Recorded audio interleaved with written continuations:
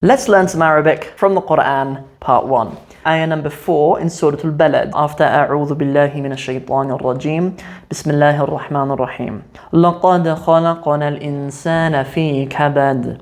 Allah subhanahu wa ta'ala says, let's go through like a word for word rendition of the Arabic and then take a benefit from it afterwards, inshallah. So Allah says, laqad. Laqad, this is a joining together of two things grammatically.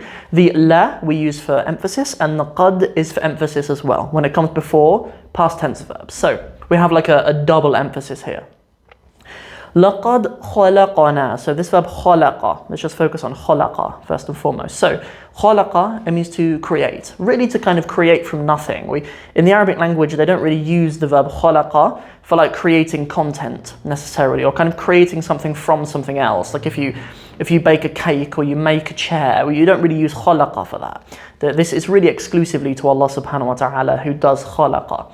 And then this na at the end of it, khalaqana, it means we. Okay, so it's like any verb, you put na after it, it means we did that thing. So let's take the verb akala, make it akalna, we eat, we ate. Okay, shariba means he drank, sharibna, we drank. Good. Laqad, verily. Okay, we really did this thing. Khalaqana, we did khalaqa, we created. We created who? Al-insana. We created al-insan.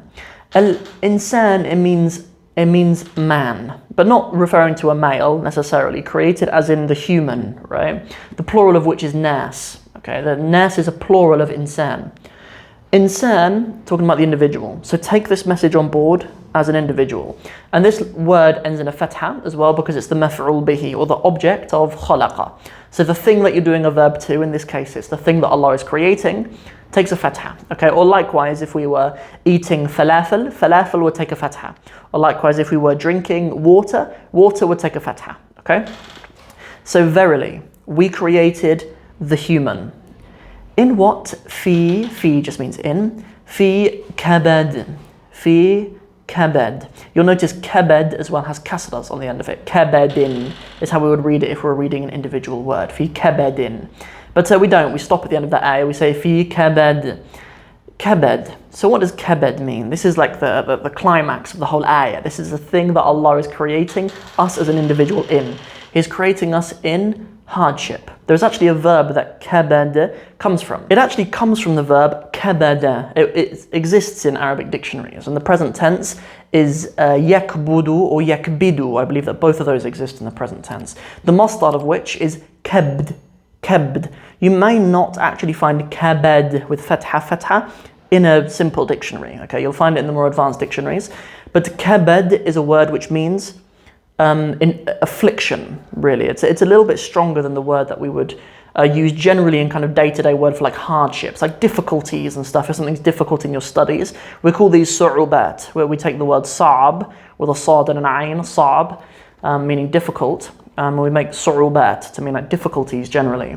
But kabad is a little bit heavier than that. It's that you will be afflicted. So what should we kind of benefit from this ayah? Like when I read this ayah, what do I think of? In our lives, we quite often think that we should always be striving to a situation where we have no more problems. We should always be striving for that. And I think this really does come from the fact that we are from Jannah. We were created for Jannah. And we're created as beings longing for Jannah, a place where there are no problems. But that really isn't the reality of the human in this life. Right? And we constantly reaffirm this to ourselves when we say things like when I retire, I'll have no more problems, or when I get married, we'll live happily ever after. And these messages are we're bombarded by these messages from our films and things like this as well.